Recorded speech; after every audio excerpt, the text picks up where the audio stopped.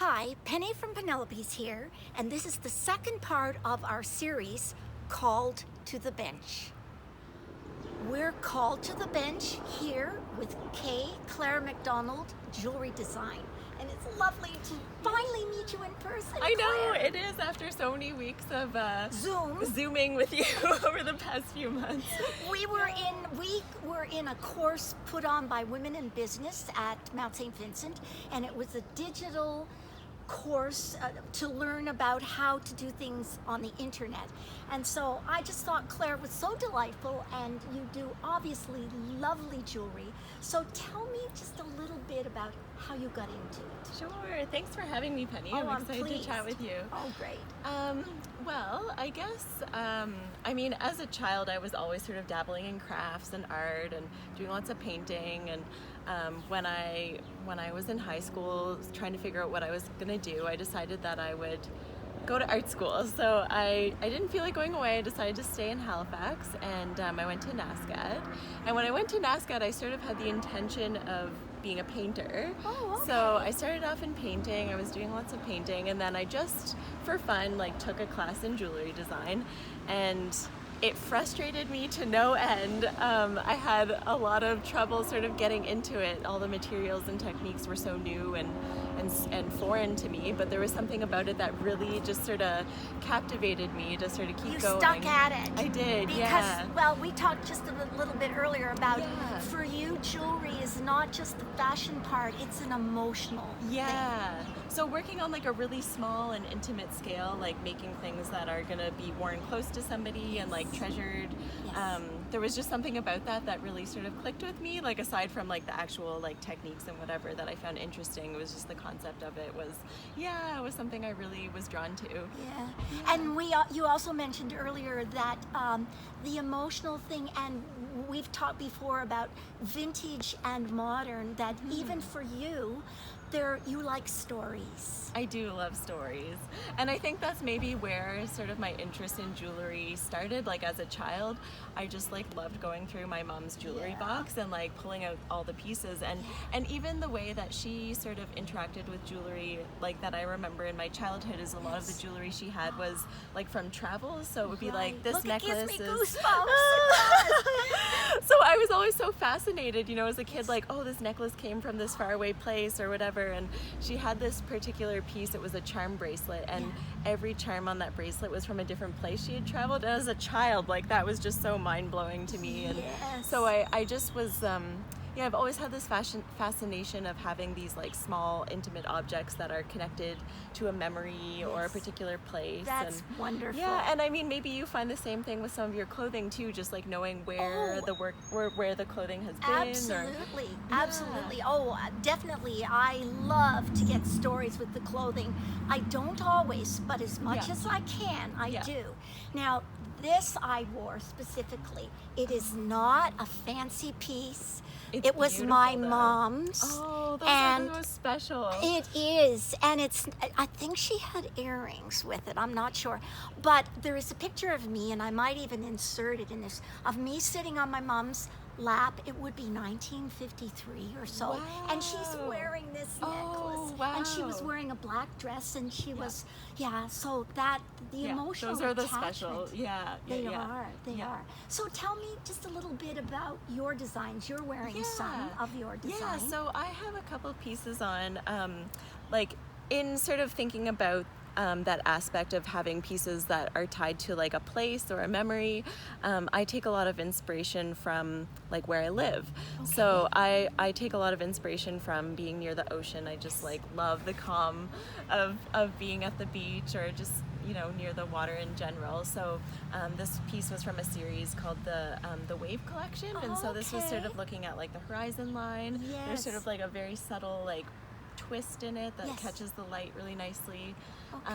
And these are from my latest collection, which is the Wishing Stone collection. So again, it's kind of a little souvenir in a way of Nova Scotia. You can go to the beach and there's so many beautiful rocks. Yes. And if you find those really special rocks with the line through it, this is sort of a little reminder of that. Do you work only in silver? I do.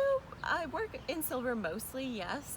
I love gold. If I could work only in Yes. gold, I would. But for you know, Financial for financial reasons. reasons, yes. And it's harder mostly to silver. sell, I would think. Yeah. Yeah. But yeah. So do you sell, you don't have a storefront, do you? I So do you, not. You sell online. Yeah, so I sell Okay. online and in a few shops in the Maritimes. Okay. The big dream would be to have a shop someday, Oh, but yes. yeah, but Yeah. for now, and especially, you know, during the pandemic, it was sort of a great exercise to go through, Yeah.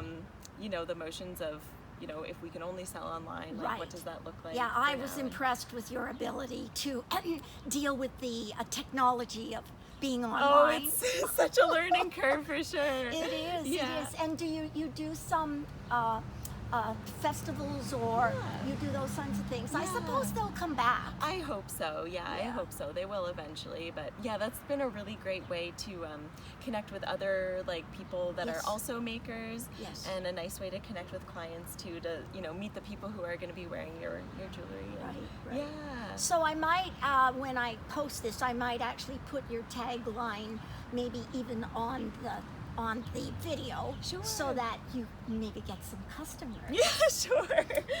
Any other things that you might want to share with us about you're obviously creative. You're obviously a sensitive person to the world around you. Any other thoughts? I mean, I guess, yeah, I think like, especially like now sort of as more of like a common thing we're hearing of, and I mean maybe you're facing this a bit in your business too, is people seem to be a little bit more receptive to shopping secondhand Yes. or pieces that are higher quality and Yes. last longer, and sort of a little step away from the fast fashion I industry. think so. I think so. Yeah. And I think people certainly are shopping more locally. Yeah. Because it's just not that easy. Yeah. And then, you know what? I think I ordered something on Amazon like 6 weeks ago and it's still not here. Oh, it's actually, goodness. I think, a remote for the camera. But anyway, Yeah. I get that sense in my shop. Yeah. So- I mean, I feel like I've witnessed that, like especially at markets, like people seem to be really wanting to support like the local Yes. craft scene, and yeah, just the decision to maybe change some of the shopping habits. Yes. Yeah, which That's is a really great. nice shift to see. That's great. Yeah. Well, certainly jewelry and any kind of fashion, a fashion magazine, the jewelry is as Yeah. predominant as the clothing Yes. is, really. Yeah, And definitely. sometimes it is the thing. Yeah. Now your pieces tend to be small, don't they? Yeah. And it was interesting that Kathy Hope mentioned of Lady Luck Boutique that younger people seem to like the finer stuff. Yeah. You yeah, find yeah. that, do I've you? been noticing that a lot as well. Like I don't necessarily tend to like try to follow a lot of the trends, like not because I'm like higher than or anything, but just my work is really sentimental, so Yes. I'm more tapped into that side. But in noticing people's shopping habits, like the younger sort of generation seems to definitely be drawn to like a bit more like dainty, delicate, like small gemstones. My stuff is like very neutral, so it's sort of, I find like from selling at markets and stuff, I can see it's attracting Yes. to a different demographic. Yeah, that's, definitely. You know, just like easy to wear, very minimal, like Yes. not fussy. You can sort And of throw it doesn't- on. And they're not all, match they it. don't have to be complete statement pieces. Yeah, you know. exactly, yeah. Now, mind you, I kind of like those ones. Yeah, me too. No, I do too sometimes. Yeah. But also like it's kind of nice because then, you know, if you have something simple, you could wear it with, like I could wear this simple necklace with like gigantic earrings, You and could. so you can sort of mix and match. And you also do some things that you can add on to, don't you, Clara? Like you have rings that you can get one and then add on you to could it? stack them to create Yes. like I have like this one ring design. It's just sort of a simple band with a little twist, but you know, you could stack 3 or 4 and then you've got this like really fun, bolder ring. So That's great. Yeah. Well, that's great, Claire. Thank you so much for being called to the bench. Thank you, Penny. Thank you for having me. It was a thrill to have you. Thank you. Thank you.